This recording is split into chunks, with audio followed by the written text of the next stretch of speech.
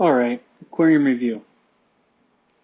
Uh, this is an ADA aquarium, angelfish.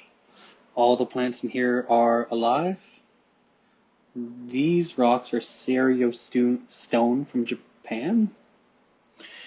And angelfish, various tetra. That's a green ram or something. There's some pleco, electric rams in here somewhere.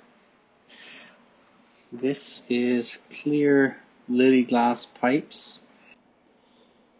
Sucks in water here to keep this surface crystal clear. And I have an auto dosing, so nutrients will shoot out of here into here, and it basically feeds the plants crystal clear water. And this tells me how much CO2 I have. This one, if it's green, can't really pick it up now, but if it's green, then the plants have CO2. And then they can do this thing called purling, which, let me try to find it right here. So little tiny bubbles. Those are actually coming out of the plants, and that's photosynthesis happening from CO2 that's being put in. It should be right here, and if you saw earlier, there's my CO2 tank, and it's got a regulator on it to control how many bubbles actually come out of here. And let me just turn the CO2 on a sec. So when there's CO2, there's the blue ram, came out to play. So he is happy, super happy actually. Sometimes he goes in this bush, I guess we'll call it, but beautiful fish. CO2 pumps in, all the plants do photosynthesis, and with light, they produce oxygen. Kind of obvious, right? So these lights right here, this and this obviously, are the craziest lights in aquarium. Key thing, these are actually for saltwater tanks. They're called Kessel 9X, and they're like $1,300 a piece, so they're ridiculous. And that's without these mounting stands. So got 2 of them. I could put 4, but I don't need it. Here's the side of my tank, and this Nano, Twin Star Nano, oxygenates the water, so the fish don't die from too much CO2. And actually, if you look at how much CO2 is dumping here, you can see on the side of my tank, this is called an ADA Bonchon, and that's how much CO2 is dumping into the water. So it's actually a kind of crazy amount. So because I just started the CO2 up right now, it's not that bad, but you actually want tiny micro bubbles of CO2, not like huge amounts. So we'll just turn that down for now, keep the fish happy. And let's see, did I cover these guys?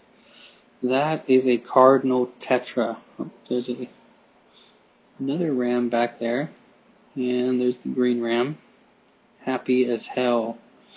Live plants everywhere. This thing in the back, that's for there's little like microscopic bugs inside there called scuds.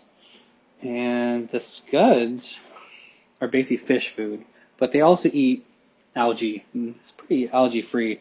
I did leave a little bit of algae right here. There's my algae. Hilarious. But all these plants are alive, and so it makes sense that there's some algae. I didn't scrape that off. This soil right here is called ADA aqua soil, and it is, God, super expensive. So it's probably like $300 in soil. It's kind of ridiculous. So $300 soil, $300 rocks. Even this stupid glass thing right here is like $60 to $80. So you can buy a PlayStation 5 game or this. Got some scratches on my glass, by the way. And yeah, there's a little bit of algae I should probably wipe off. But not horrible. This back here is a, God, what is it called? It's called a, I want to say reactor, but it's the Twin Star Nano. Twin Star something, damn it. Let me just look real quick. Nano, yeah. So this is Twin Star Nano, and that is connected through here, and then you'll see this thing, if I sit here long enough with you, make like kind of smoke in the water, and it makes these micro bubbles that, you know, basically oxygenate the water. And when your water is oxygenated, then algae can't grow. So, or it's harder for it to grow. So between the CO2 and those microbubbles that may come out of here, it's actually really cool, one of my favorite things. The fish can live algae free. And so there's a couple more things I want to do. I want to fill in this area of my tank with some ground cover. And if you look here, this one is called Dwarf Baby Tears. I've never had luck growing this plant, but it's growing now. Also, look how beautiful these fish are. These are the Derp Angels. I absolutely love them. And they're so happy. They're always together. So I don't want to get new fish that actually like aggravate them, because they're really happy right now, and they deserve to be. So that's pretty much where we're at right now. But all of these plants here, like, we think that this fish is going to mate with, let's see if we can find it. This fish potentially, because rams can mate with any color ram basically, but there is another electric ram in the tank. I don't see him. Probably back here. But